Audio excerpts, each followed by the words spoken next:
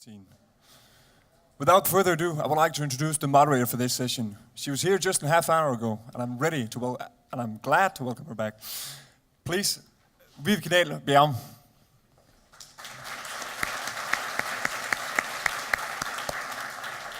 Thank you very much. We'll be using Slido. I know a lot of you already know it. But if you have any questions at all for this session for Eva Berneke, go to Slido, type in the AS 2015, and we're in the Hempel Auditorium. So you can write your questions down. You can start writing them down already when Eva starts talking, and all the way through. You can also vote for the questions that you like best. And Eva also told me to tell you that, of course, she'll be talking about KMD, but she seems pretty open for any questions, so fire away. But it's my pleasure to introduce our speaker. I read in an article when I was preparing for today that she once said that she's not scared of technology, and I thought, well, bloody hell, I think it should be the other way around. Technology should be a little bit fearful of Eva Berneke. She seems to have been ruling her way through technology and the technology industry in the last couple of years in TDC and lately in KMD, where she's not only trying to upgrade and revolutionize the way they sell products to the public industry, but also making them a big player in the private industry. And I think that's, amongst others, the journey she'll be taking us down for the next 30-40 minutes. So please welcome Eva Berneke.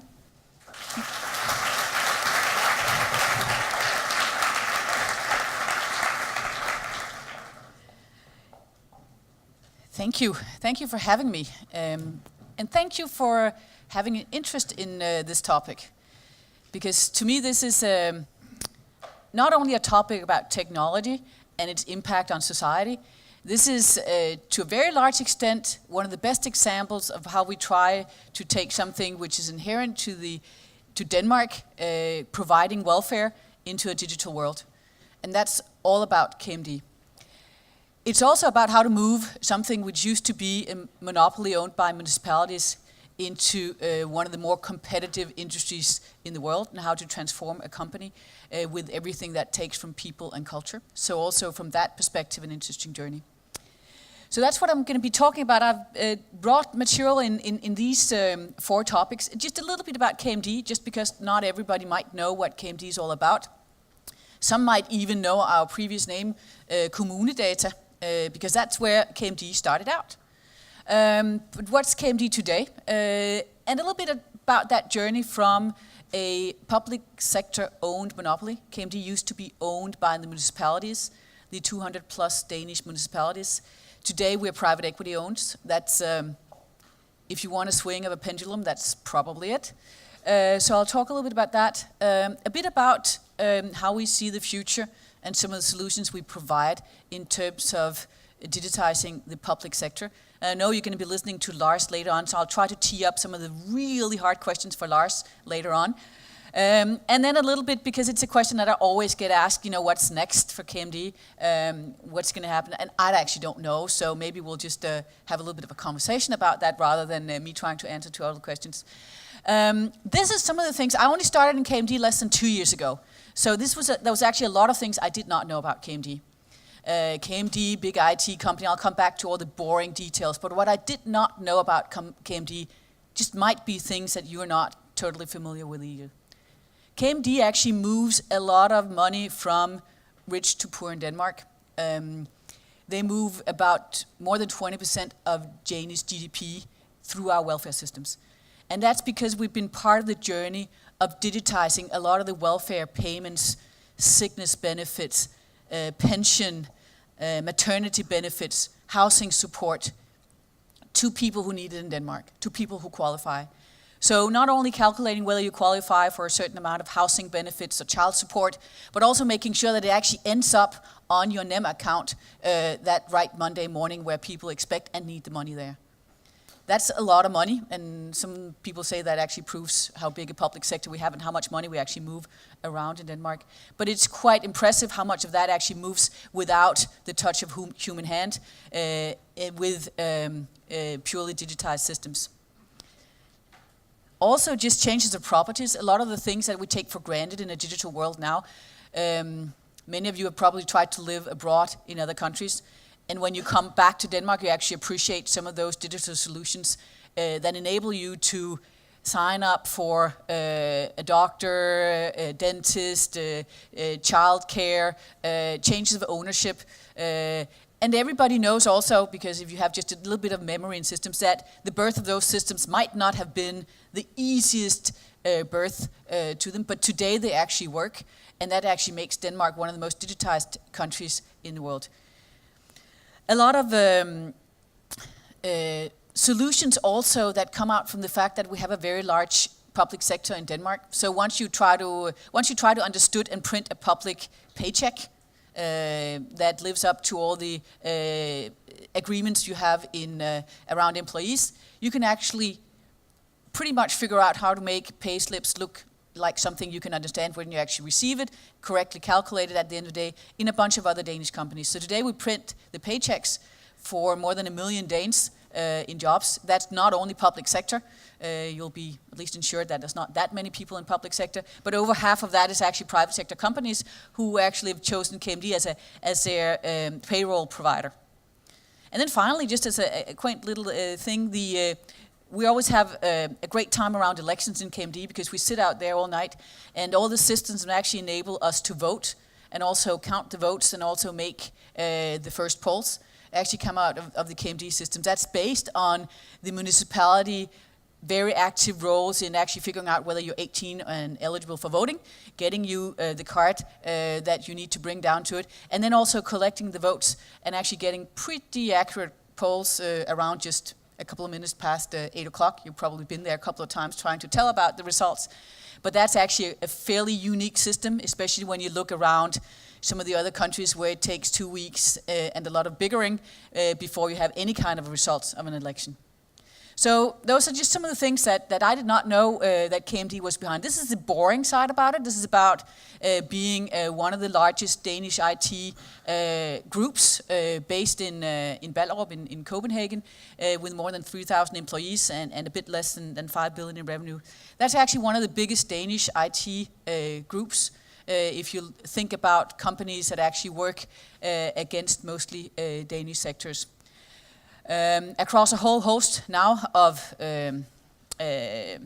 sectors. We used to purely work in the municipalities. That was where KMD was born out of Kommunedata, who was a joint hosting operation across Danish municipalities.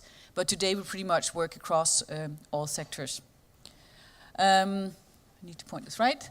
A little bit about the journey we've seen here. This is where we came from. If we can get this to, this is where we came from. We came from being providing systems, joint solutions to a lot of municipalities.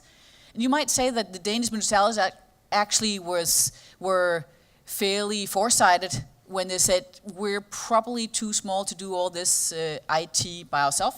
So we probably need to join forces, which is what they did back in the early 70s already, and said we need a joint IT collaboration, doing some of these big systems that actually still function today. Not only because that some of these machines and hardware was fairly expensive at that time, but also because you needed some of the joint solutions that actually enable you to do some of these very digital transactions. Not surprisingly, Norddjurs or Fanø municipality would not be able to afford an IT solution behind the retirement benefits or maternity benefits, but when you actually join all the municipalities together, that makes sense to start developing a joint system. Where we are today is here, probably on our way to become what at least I like to call a Danish IT champion. Today about two-thirds of our revenues are still in municipalities, still a very large share of our revenues, but around a third of our revenues now come from either other public sector, that can be the regions which provide health care, or the central government, or actually private companies in Denmark. And where we're slowly developing, and that's probably what I find the most interesting, is we're testing a little bit the international expansion possibilities, both through some acquisitions we've done internationally, but also through testing if there are some of our welfare digital solutions that might actually be able to travel. Because that's where you start saying, Denmark, very digital country, quite a lot of digital solutions. That's going to be something that other countries are looking for. Naturally, it's not a full copy-paste because legislation is not the same. The setup of local versus central government is not the same. Lots of details are not the same. But a lot of the overall vision for where you want to take digital solutions is very much the same. I'll get back to that a little bit later because it's one of the big questions, especially in the EU, in terms of how we take the next steps in digitization. These are some of the acquisitions we then have done actually to try to strengthen that journey, especially when you move over towards the right-hand side. Both strengthening the Danish foothold. This is a lot of smallish Danish companies who's found a bit of a new home, a new life in KMD, leveraging the fact that we are a very large supplier and we can actually put a bit more effort behind the solution. Neupart is a security company. Scansio and Avaleo are both smaller companies who developed case handling and social care systems to the public sector, where they've actually developed quite nicely new solutions, new IT products into the sector, where we can help them grow to become even bigger in the public sector in Denmark and potentially also abroad. So this is also a way we see using the very large size of KMD and the go-to-market commercial strength of KMD actually also to boost some of the smaller Danish IT companies that find a bit of a new home in KMD. And Banksoft is one of the first new steps, and to those of you who read all the sub-bullets on the previous page, you saw that the private sector and a bit of the focus of the private sector is what we're looking at. And when you say private sector, that's kind of a large scope, that's not very focused. So some of you might challenge and say, shouldn't you be a little bit more picky and be a bit more focused on parts of the private sector? And we thought a little bit about that and said that's probably true. There's probably parts of the private sector that caters more to the strength of KMD. Strength of KMD are about, it's actually really boring. It's actually really boring. It's about good production, stable production, lots of transactions that run through smoothness without any big issues. High data security, where we can protect things and say we're sure that nobody has been looking at this at the wrong moment. Understanding regulations, legal changes, understanding when somebody at Christiansborg or even in the local change some of the regulations, you actually need to implement them in the IT system, how to do that. That sounds a lot like the financial sector as well. Pretty boring, pretty stable operations. It's nice that the transactions end up the right place at the right time, calculated the right way. So we figured, and the financial sector, as a lot of you know, is also hit by quite a lot of regulation about data security and other types of regulations, which means that a lot of the Danish banking and pension sector actually is starting up looking a lot like the IT industry. And then you even have some of the big CEOs of the bank saying this is actually an IT industry. We are actually an IT industry. We're nothing else than that. So that's an area where we started to look a little bit into, and Banksoft is a bit one of the first steps there. Banksoft provides online banking software and asset management. So when you lease a car, you buy a washing machine on installments, those kind of software is something that Banksoft provides. So building that together with some of the boring stable operations, data security that we provide is a bit the direction we're taking internationally. So that's just illustrating some of that journey also with the last slate of acquisitions. But the development, what's the move that we're going through with KMD?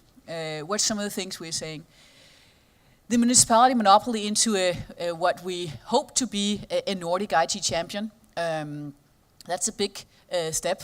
A lot of our employees actually used to be municipality employees and actually becoming truly competitive in something like the Nordic IT industry, which is probably one of the more competitive in Europe, is a big change.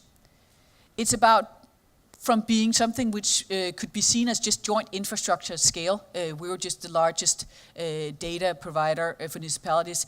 It's actually moving much more over into having a point of view on very complex digital infrastructure, when you look at the public sector today, it's actually a very complex architecture of a lot of systems interacting and dependencies on each other. And all the questions you asked to Lars, because he's head of the Agency of Digitization, so he knows everything about this. But we can just live in the fact that a lot of the systems that we provide into the sector are actually depending on other systems working well. And when you get delays in some areas, or when you have systems that don't work in certain areas of the public sector, it actually has a lot of repercussions in other systems. So when we have an EFI system that doesn't work now, it has a lot of repercussions in a lot of other systems who are depending on feeding data in from the EFI system in tax. Or the other way around, when certain payment systems are not calculating the right way, a lot of other systems are depending on the right solutions there. So that's something from being something fairly basic, we're just a very large hosting house, to being somebody who has insight and opinions on digital systems and infrastructure is a big step. The commercial journey is another one. It's clear that when you come from a time where we were owned by municipalities and where municipalities went to KMD as a fact, that was all IT was provided by KMD, into a place where you actually have to be preferred by your customer, where customers can go elsewhere, both municipalities and all the customers we're trying to gain in central government and in the private sector. They have a large choice of going elsewhere. We have to be preferred rather than captive. And that's a big journey in terms of how do we actually become more customer-oriented. How do we even contract management, commercial key account management. That whole commercial mindset is a big change for a company like KMD, who's used to be more enabled by the fact that all municipalities needed to do all their IT purchasing with KMD. Making it a bit simple, it was not quite that way, but mentally that's quite a big journey. Shared cost center. KMD came from a place where cost in KMD was divided by either 250 or 98 municipalities and shared. And today we have to be very cost competitive. And that also means that when you compete up against other industry players in Denmark who provide quite significant amount of the resources out of India or Eastern Europe. So how to be cost competitive in a global delivery setting? How much of our development can we actually do in Poland, in India, and how much needs to be done with Danish development resources who understands Danish regulation, who understands the way Danish system works? That's some of the questions we're asking ourselves. And the final one about moving from what you could call civil servants, or at least municipality employees in the municipality's IT departments, to a IT professional, more with Master of Science or at least bachelors, where a lot of the traditional KMD employees was educated, were HK employees educated in various office tasks, which is where typical IT employees came out from in the 70s and 80s. So it's not surprising that there's a big gap in some of these skills.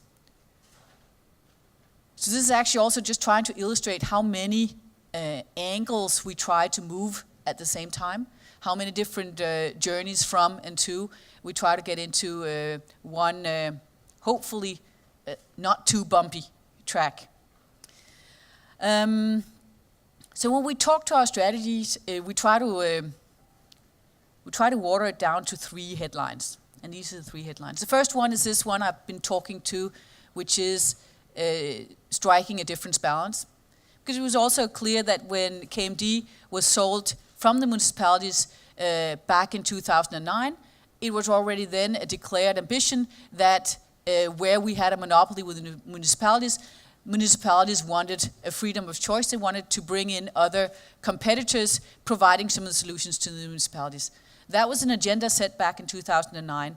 And it's now starting actually to take form. That's starting to happen. A lot of that monopoly is broken and being given away partly to us again. We'll be delivering some of the new systems, but other systems will be built by some of our competitors. So when somebody wants a divorce, and to some extent that's what you can call it, divorce between the municipality and KMD, we'll have to start dating other people. So been trying to do that for the last 4 or 5 years, and dating other people means that we need to find some customers in other areas, and that's what we call presence in more markets. So we're in the dating market and going out to see customers both in the rest of the public sector. That's where we have a bit of a comfort zone. It's the bar we know the best. In the bar we know the best, we know how to talk the legal changes. It's the same legal framework. It's the KMD is a well-known brand there as well, because everybody knows that KMD has played a huge role in developing IT in the welfare society. It's a little bit more tricky when we get into a new bar where nobody knows who KMD is. That's the private sector. That's where we have to do a little bit more explaining why KMD might be an attractive partner for some of the private sector companies. So that's what we're working with under the first chapter, trying to figure out what we have to offer, what are we really good at and probably better than some of the other IT players, and what are the areas we might just skip and not spend our effort on. So that's what the first chapter in our strategy is about. The second chapter is what we call customer satisfaction, working with this whole commercial mindset, actually starting to measure customer satisfaction, measuring it on different levels. So I'll come back to how we do it at very different sets, but actually having that focus on that unless we create high customer satisfaction, we probably won't have a lot of repeat business. So that's the second chapter. And the last chapter is a natural one in the IT sector. It's also a natural one when you work in public sector. It's a continuous drive for more efficiency. So that's the 3 chapters. This is about some of the companies we try to work for, from moving out from the local government, not losing focus on doing a lot of the local governments, but slowly also trying to cover the other markets. And some of them is very easy because we already have a lot of collaboration with the central government because central government to some extent has been forced to work with us if they wanted to work with the municipalities. But it's getting harder when you come over to the private sector, the bar where we're less comfortable in, don't know as many people, they don't know us. So that's where we're starting to spend a lot of effort also saying, what do we think we can do better than anybody else? Part of it is this talk about which one of these verticals do we actually want to focus on. And these are probably some of the verticals where we feel we have a good background in. It's fairly local, national verticals. That's an element of it. We don't think that we tomorrow morning will be the best global IT provider. A lot of people can probably do that at least as well as KMD. Maybe I'll even admit they will do it better.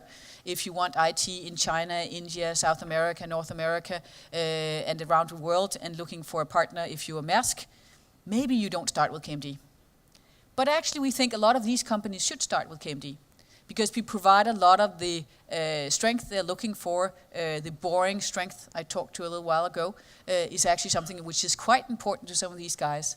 That transactions, and lots of transactions, happened on a timely manner, that you're never down, especially not when you're supposed to be up and running, that you actually have IT systems that calculate the right way, and you have a high level of IT security. That's something which is quite high on the list of to-dos in a lot of these. And the first one here is then actually our acquisition of Banksoft, which is the first one where we step out also outside the Danish comfort zone, getting a lot of Nordic customers on a banking solution here. The one you probably know is the Bank Norwegian. It's the airplane company who has started their own bank, providing a simple consumer bank online. So a pure online play, a pure digital play in that sector. Customer satisfaction, just actually starting talking about customers and trying to take on more responsibility and create value for our customers is a mindset that we need to install probably across all levels of the company. It does start with actually recruiting a sales force. That's clearly one of the steps in this journey. But that's only the top of the iceberg. Having actually a commercial muscle, having key account managers is only the start of it. This is much more something that needs to trickle down all the way through the organization to the service delivery managers who sit to have the day-to-day dialogue with people, the service desk where people from the municipality call in when they have issues with the desk, to our most operational people who actually puts together the servers and the infrastructure at the bottom level. So it's a culture that takes much more than just putting together a sales organization and starting to see the customers. But it also takes actually a real dialogue about the value we create, and that's another differentiator. Just having the discussion about, yes, you can have it, but this is going to cost something. It's not a shared pool. It's not a shared cost sharing that we have across all municipalities. And if you shout long enough, you might be able to get something that you only pay 1/98 of, because the other one carry a part of the load. That's a different one, actually, having that dialogue about what's the value created for some of these solutions. So having the entire customer satisfaction is something we've started working quite a lot with. And also understanding that customer satisfaction might look very different when you look at it from a user perspective. A user who sits and uses one of our finance systems or HR systems, that might be totally different than talking to the mayor or the head of the municipality who thinks certain things about KMD, but actually doesn't necessarily work with our systems day to day. So we actually need to test a lot of different layers of customer satisfaction. And it's only when everything works well, when all the lights are green, that you actually have a happy customer. And we have started to work on some improvements. You might want to ask where they came from, and just 2 to 3 years ago, we were in the way negative net promoter scores. I don't know how many of you have worked with net promoter scores, but it's kind of the classical thing whether you would actually recommend a company to somebody else in your industry. It's typically one of the better customer satisfaction. It's pretty tough because you get negative scores for people who are not excited about you, and you only get plus points when people really say, I want to recommend you to somebody else. But we're way into the negatives on NPS. We would actually have more people saying, KMD, that's not really where you want to go, than we had people say, you should just take your problem to KMD, they'll solve it. But that's what we're measuring us up against. We want to be there where customers, when they talk to each other, because heads of IT do, that they actually go and say, I had this problem solved by KMD. They actually came with a good solution, implemented without any issues. You're in pretty safe pair of hands if you go there. That's the kind of customer satisfaction we're striving to do. So the last journey about a more efficient KMD, that's been a big chapter. It still is a big chapter, working on quite a lot of different angles. I'll talk to a few of them, what we call KMD 2.0 and global delivery, which are some of the value drivers on the cost side of things, because it is clearly an area where you also need to work when you come out from a public sector monopoly. KMD 2.0 has a lot to do with how we work, how we actually focus our work. It's to do with both process efficiency and performance management. Performance management in terms of giving each team, each group of people, some very clear objectives, and having a frequent tracking of how people do. Whether that's delivering story points up against the development plan, whether that's about bringing in new sales in a commercial function, whether that's about having progress on certain operational KPIs and not living up to a certain number of service level agreements. It's pretty easy to think through that each team has a fairly short list of KPIs to live with.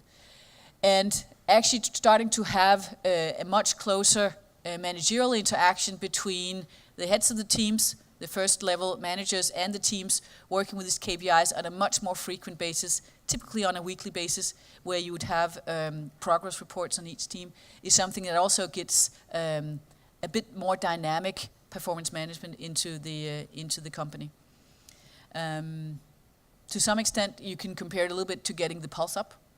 So you need to get the pulse up in that running speed rather than getting what you in Danish would call the hvilepuls, which is a bit of the low pulse. Global delivery is a different angle. We started actually working with global delivery around 8 years ago, especially with India. And the way we do it is that we have our own setup in Europe, and in India we work closely with an Indian partner. We don't think we'll ever be that big in India. We have around 250 people working purely on KMD products in India.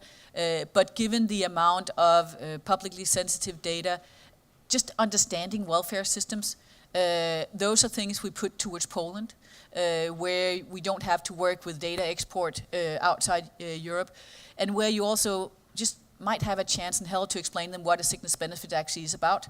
That's a slightly bit harder when you talk to Indian employees.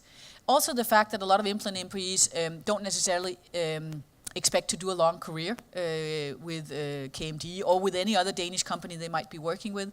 They shop around for more. You can get really good people on standard platforms, and that's what we're doing on some of the standard IT platforms, getting really good developers in that. But it's harder to create people who will become IT architects who actually has a real deep understanding of some of the very Danish systems that we actually develop. So that's a bit the way we've set up our footprint. But it's clear that with the price sensitivity that is just part of the game in the IT industry, there's no way we cannot have at least the option to do part of our development abroad. So that's what we have with especially India and Poland, some of our biggest hubs. Then a little bit about how we look this forward, and I think you'll probably also hear Lars talking to us. This is just where we've seen IT move a little bit from to, and this probably illustrates a little bit more the back office of a lot of the public sector. We've actually come quite far with digitizing back office. There's not a municipality or a public sector that doesn't have finance systems, and a lot of the transactions are pretty digital. Now, can you maybe gain a little bit more by getting a new system or getting better management information, using big data for kind of more leadership? Of course you can.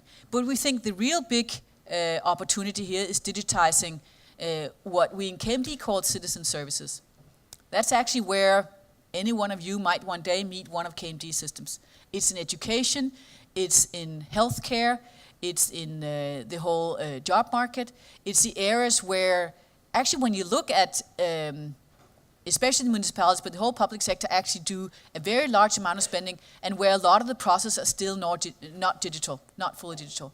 How much of our healthcare can we actually push to a digital platform? You should ask Lars in a little while about what are the goals we set to ourselves about how many of our chronic diseases we actually treat with digital forms. I don't know if you have any who has diabetes in here, but Lars talked about diabetes in the different session here. Diabetics are actually very productive people. They have normal jobs, they go to work, they go to school, they live an absolutely full life, but they still need to come into these checks. And a lot of them probably still write their little numbers with pen and paper in a little bit book about how their sugar level numbers look. I think anybody can imagine that this can be done in a digital way far better. Some of these meetings can happen online, video meetings or just purely exchanging data online. And the same with a lot of other chronic diseases in the healthcare area.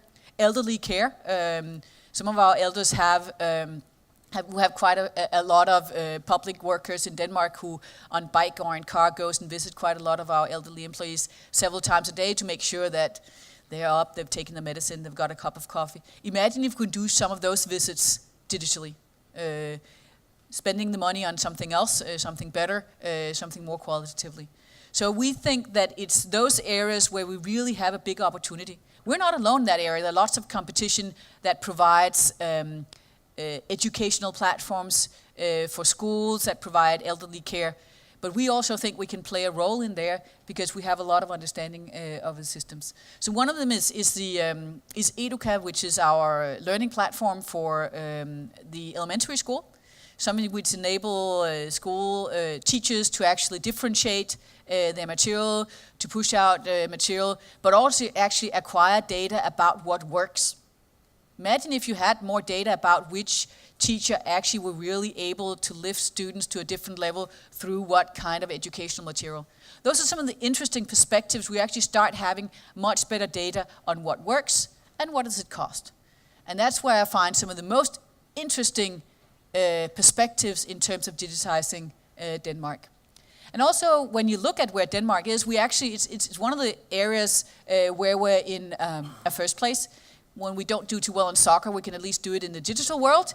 So that's where we have a number one spot. When you measure countries across Europe, you see a lot of the Scandinavian and North European countries up there. Lots of reason for that. That's spending behind it. There's visions behind it. I actually want to credit, Lars, you're going to have to listen to this. Actually want to credit the willingness that the Danish state have had to actually force digitize a lot of areas. Having that willingness to actually go out and say, 100% we want to go there. Everybody on e-box. Everybody gets electronic mail from the public sector. That actually starts moving things. You might then give a couple of years to get everything in order, and you might want to help with some of the things. But some of the infrastructure and some of the political willingness to say we're all going to go there, that actually I think has helped a lot to this first spot. The same on digital billing in the public sector. Taking some of those steps has actually helped Denmark gaining this first spot. And I think also it's interesting to see that it's getting to be an expectation for a lot of Danes today that you can do things digitally. And that's also starting to have that positive effect. When you look at some of the things that has been done here, these are some of the things where we've been involved in over the years. But when you look across both the NemID, which is a cross-Denmark identity solution, the e-box, the electronic mail, the data hub, which is actually infrastructure, which is going to be exposing and enabling both public company and private companies to tap into public data. It's a way of making public data available to anybody who wants to tap into it. NemKonto, something we just take for granted, but it's actually something which is quite unique, that we have a NemKonto where public payments actually end up. That's some of the things that actually make Europe actually look to Denmark. And Europe is actually starting to look at some of the savings that it could generate in Europe. These are some of the savings that EU says they can actually generate by taking some of the same solutions into EU. So that's starting to be really big money. Now, when is Greece or Italy going to go there? That might take a little bit of time. But you see countries like Poland, you see countries in the northern part of Europe who are starting to think and look into some of these solutions and say, maybe there is something we could do about public sector. Maybe there is something we could do about electronic billing and some of those solutions. So I think when we look at ourselves, it's an area where we also need to ask ourselves, how do we actually exploit that first place we have? Tinglysningsretten, and I just want to talk to a little bit about some of the barriers. Some of you will remember that it had a lot of fuss about, and the media was talking about how big a scandal that was. And I think every 2 or 3 years we have another big IT scandal with something that's actually not worked the right way. And I think that actually brings me to talk about a few of the barriers that we actually see in this.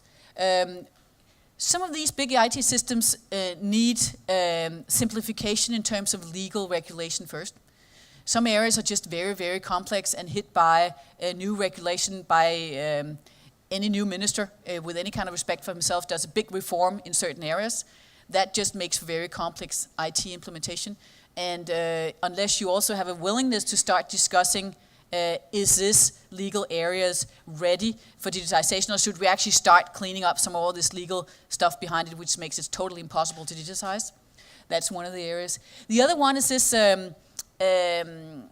collaboration that's needed, understanding actually how all of this hinges together in terms of your architecture. Are you depending on that certain health data gets exposed in a certain way? Are you depending on that certain systems in tax gets back up and running? Are you depending on that certain regulation comes into force before you can actually get your system up and running? That's something you need to have quite a lot of respect from, and where a lot of things sometimes happen. And that's why some of this project management, which is also, I think, probably one of the biggest areas in terms of how do you actually manage a public sector IT project, is probably one of the more challenging jobs that you could think about. If anybody you think about career choices, if you really want to challenge, you go in and take on a big public sector IT project. That's one of the most complicated jobs you can imagine. Because you have to juggle both the political side of things, a very large and complex project management, and a lot of collaboration across sectors. And the final one is sometimes keeping that long-term goal. So even if you run into the tinglysningsrets first weeks or even months of life, you have to keep the long-term perspective and saying, we actually will make it. And today they actually are below 1 day in terms of processing time, where you before had to wait for several weeks and go to the bank several times to get one of your buildings or piece of land registered. So there is some challenging that we need to respect and we need to overcome. So where's KMD going now? I think that's one of the questions I get asked frequently, and that's probably one of my last things. One of the things that private equity does to you is some of this. It's setting a very clear agenda and forcing you to come up with a very clear strategy, because these guys have 5 to 7 years, so they need to have a clear story about where you're going and what difference they've made in their ownership. Given that they only have the 5 to 7 years of ownership, they want to start to see some progress relatively fast, and that means that you get a lot of tracking, and you need to be able to explain why you're doing things you're doing. A lot of involvement. I'd say that it's a different kind of involvement from having 7 mayors as a board, all of a sudden having 7 IT professionals from around Europe sitting looking up whether you're cost competitive up against the industry. And then a bit of urgency into the execution. This is not about waiting to the next finansforslag. This is about doing it last week. And that's some of the speed we try also to put into some of these changes. And then what's next for KMD? I don't know. The only thing I'm trying to do is a little bit, as Lars said a while ago, trying to make this company more in shape, a better place, more competitive than when I started. So I think that's the only thing you can do, make this more of an interesting journey. And especially with KMD, you have such a lot of assets to build on, so it's not too complicated. Yeah?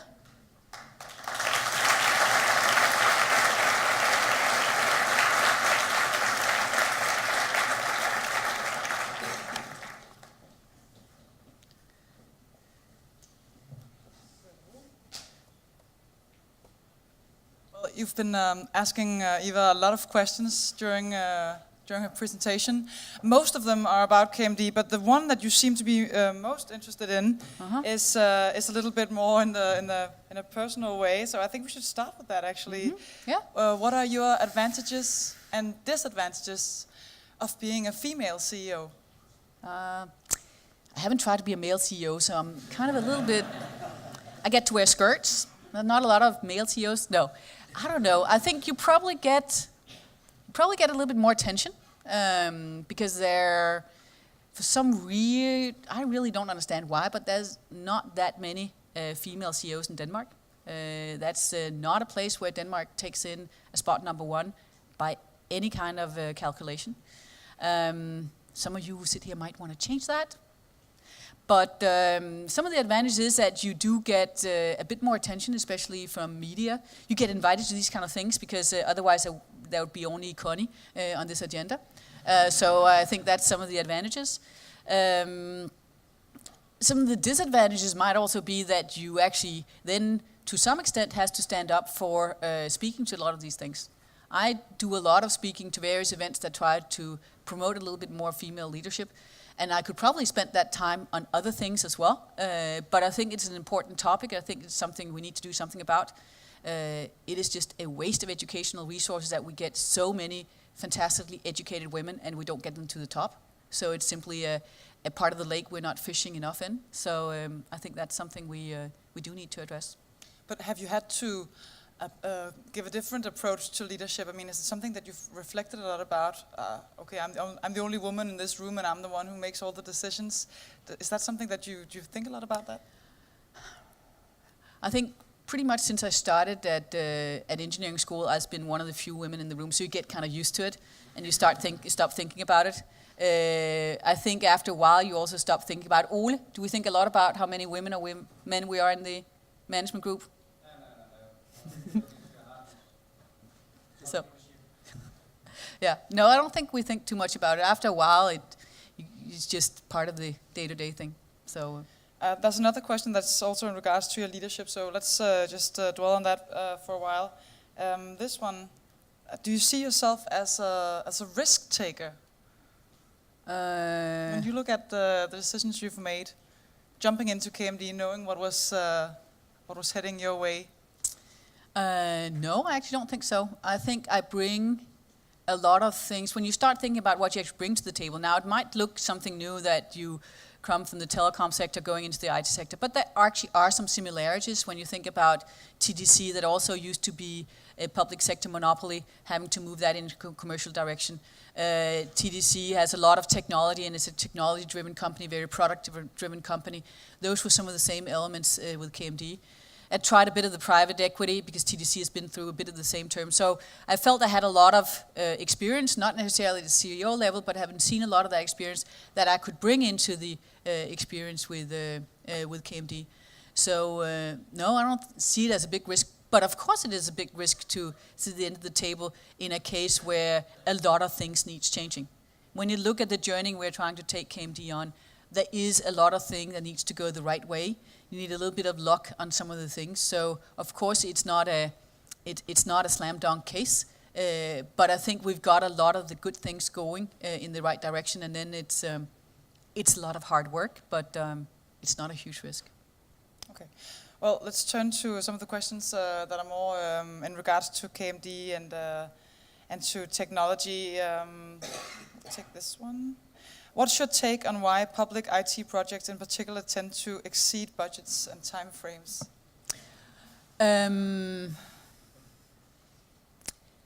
Actually, I want to take out public of this phrase, because I believe that I've seen just as many private sector IT projects that also go above budget and time plan. So it's not a particularly public sector issue. I think if you ask any kind of private company, they also have skeletons in their IT closet where they say, yeah, that one didn't go quite, or it didn't quite capture the elements we have. So then you get back to the rest of the question is about IT projects. And I think some of the both public and private sector IT projects sometimes have been settled a bit too far down the organization. I think getting quite senior leadership and understanding on what you're trying to do, rather than say this is something that our IT department will take care of down in the corner, and then they come back in 9 months and tell us how things work. That's not a recipe for success in IT projects. And I think actually over the last year and a half, the whole digitization, actually not IT projects, but digitization has moved much more into the executive agenda, also into the boardrooms. So I don't hear, when you went into boardrooms about 3 or 4 years ago, you could hear a lot of people said, I don't really get the technical side, or I'm not interested in IT or digitization. And today I don't think you'll find any boardrooms, at least not in the big companies, who fundamentally believe that they do not need to understand what digital does to their company and to their value chain. So that doesn't mean that the projects are all going to run smoothly. That's not means that they're all going to run on budget and on time. But it's created more leadership attention, which I think is one of the barriers to it.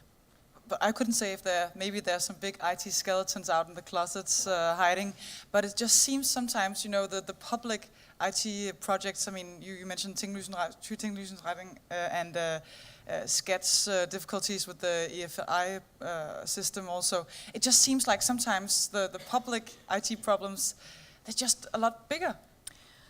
Well, part of the public sector is that there is a lot of, or public sector is forced to having the openness about it, and the media sector can get a lot of insight into the public sector and their projects through the openness we have to a lot of public sector documents. I think if you had the same kind of access from the media side to some private sector companies, you'd be able to find some of those same interesting stories. Now, that's not tax money that's gone to that. That might be money we're paying for our insulin on diabetes, on our milk with Arla, or our thermostats with Danfoss for their IT projects, but at the end of the day, it ends up with the customer who's paying for those missed IT projects. So I think it is more to do with the openness you have to have in the public sector and everything, which I think is also actually creating a bit more, at least it would for me, risk adverseness on what you do it. I'm not joking and on saying whether it takes quite a lot of guts and courage to actually take on the project management of a public sector IT project, because you know that everything you say in all your meeting minutes will potentially end up on the front page of Ekstrabladet if you don't do the right thing. It's not necessarily the most comfortable working environment. I don't know if it's reassuring or just concerning that there should be so many difficult problems in IT out there. Let's move on. Do you have problems finding qualified IT personnel in Denmark? I know you've said so before. Yes, I think there is a lot of competition for some of the highly skilled IT professionals in Denmark. And we're doing a lot both to recruit some of the very talented people here. But I think when you look across it, the Danish educational industry is probably producing more business graduates, more SAMF graduates than we are in the technical skills departments. Both, that's the same thing with engineers, the same thing with IT professionals. So I do think there's a shortage to it. Then can you do something else in your 5 years at university and then start doing IT afterwards? Yes, certainly you can. Then you just learn the skills afterwards. But there is a shortage of truly IT professionals in Denmark. We're finding some of them in Poland. We're actually finding really qualified Polish IT developers, quite good, highly educated as well. So that's one of the places where we look to attract more talent. But if you would like for, say, half of this room to actually be sitting in DTU instead of sitting here, how do we fix that?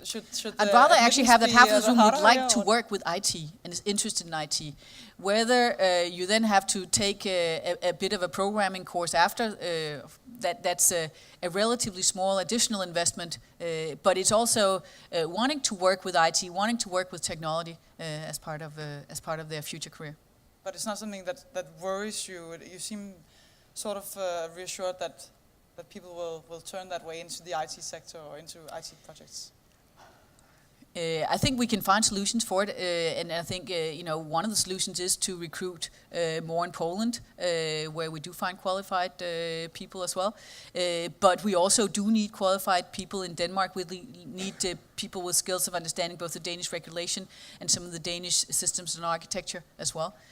Until now, I think we're managing it well, also because we are a large Danish corporation with management in Denmark, so we actually can attract good talent as well. Okay.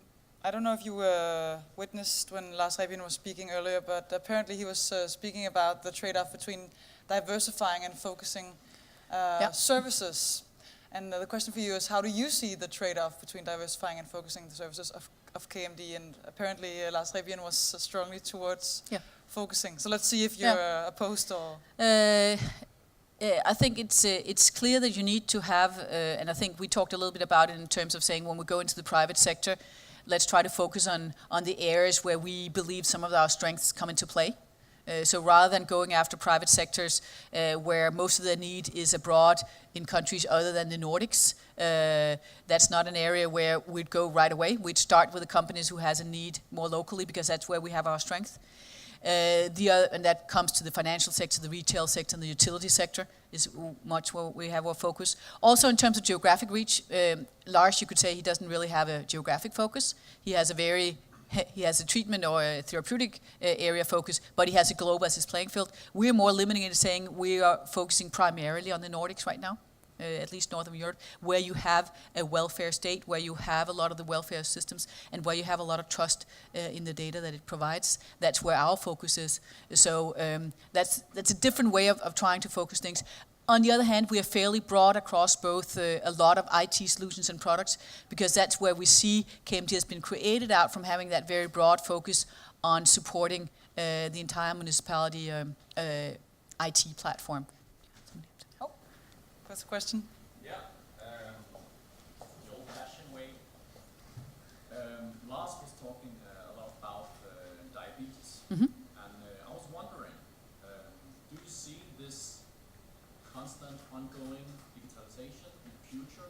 as a threat to our health? Or do you, within the frame of digitalization, find some kind of solution on those problems? I think if we want any kind of healthcare when we get older and when we're all going to live to 110, I think we need to have digital solutions as part of that. I think we just need to think about that a lot of the way we've been providing health and social support is just not sustainable to scale up with the generations that are going to age and stay in retirement for so much longer. I think we need to find digital solutions for some of this. And a lot of it is digital already. You know, a lot of radiological treatment is getting looked into by doctors who sit on the other side of the world, where you send the scans out to them and they come back with the things. There are lots of elements you can do with digital support. Can you help elderly take their medicine and remind them of things through digital tools? Of course you can. Can you measure heart rates, insulin sugar levels, and so forth with digital measurements? Of course you can. I think there's so many solutions on it. I think it's actually the only way we're going to be able to provide healthcare, especially also to that rest of the population who honestly doesn't have the healthcare that we have in the Western world today. So I think it's a core part of actually providing healthcare to more. I think we should stay actually a bit on that track. There's a question here that says, what will be the biggest challenge for KMD in the next few years, seen in the prospect of the technological challenge? I'm actually not sure that technology in itself is going to be the biggest challenge. I think we'll come in to a phase in Denmark in general where we'll, as a society, be looking into a huge IT transformation. We're actually, over the next couple of years, going to be changing or renewing quite a lot of the previous generation of IT systems. And that's something which I am slightly worried about, because I think it's very big changes. We're now so far into the digital world that we have legacy that we need to change into new. That's always a very big project. Municipalities will go into changing quite a lot of the systems. Tax are in the process of changing some of them. One of them didn't go so well. Let's see if but they actually had 23 other ones lined up. UDK, all our big welfare systems are up for renewal, right? I think that's, as a society, a huge undertaking. And it's quite daunting, and I think we will see, and if we don't realize that, we will see some of these projects going absolutely haywire, and hopefully it will only be 1 out of 10, but there will be some of them that have respect for that. That's probably normal when you have so big projects, and you'll have just to provide additional money and leadership to get things through. That's something that is to me actually one of the bigger things. It's not for KMD in particular, but we're a big part of it because it's one of our core markets. So that's one of the things that I actually see as quite as a daunting task over the next couple of years. But don't you see any of the disruptive technologies, maybe ones we haven't seen yet, that could challenge you a lot? We've seen mobile pay totally revolutionize the world of payments.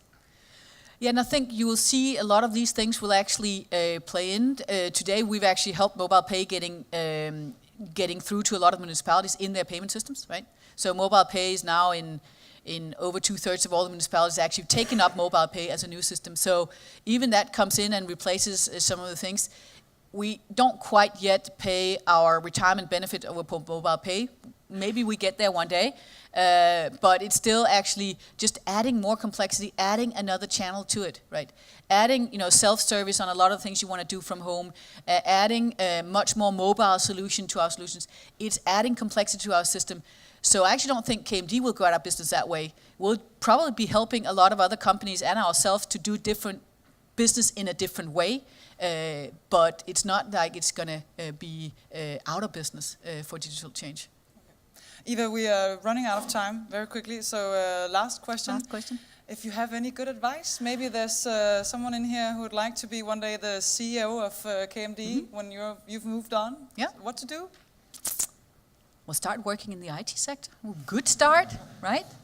I actually didn't start working in the IT sector, so it's not a necessary must. But I actually find that the digital and IT sector is an extremely interesting path right now, when digitalization is so high on the agenda of just about any company. There's no company out there not asking themselves, who's going to be my Uber, who's going to be my Airbnb out there.